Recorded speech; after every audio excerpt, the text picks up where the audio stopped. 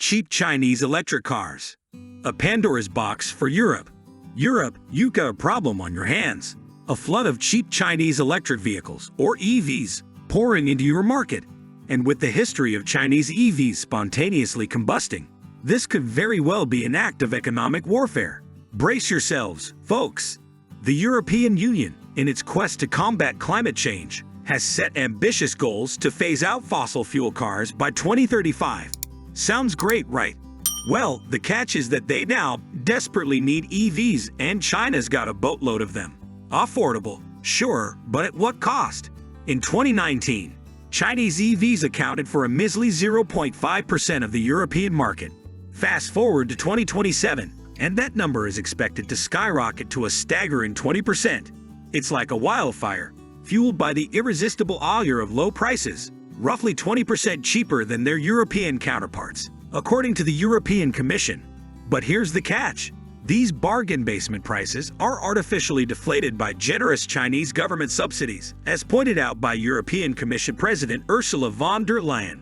That's not all. There's also the not-so-small matter of slave labor being used in the production of these EVs.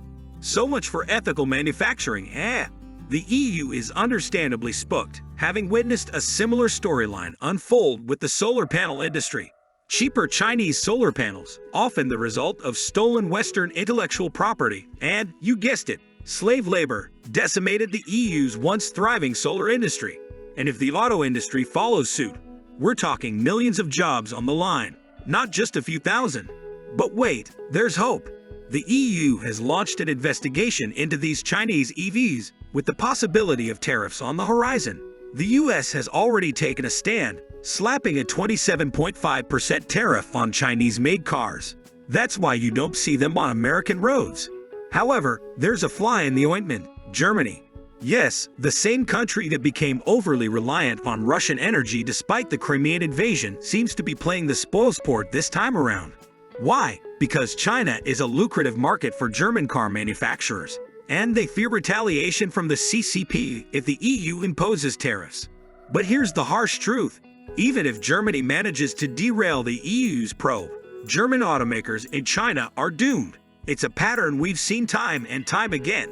The CCP lures Western companies with the promise of the China market, steals their intellectual property, creates cheap knockoffs, and ultimately drives them out. So, Germany, is it really worth jeopardizing the entire European automotive industry for a few more years of profit in China? Perhaps it's time to learn from past mistakes and reconsider doing business with authoritarian regimes with leaders who cling to power indefinitely. And now, a word of thanks to all you viewers out there. Your support means the world. If you enjoyed this video, be sure to smash that like button and subscribe to the channel for more hard-hitting content. Stay informed, stay vigilant, and let's keep the conversation going. Wishing you all the best, my friends.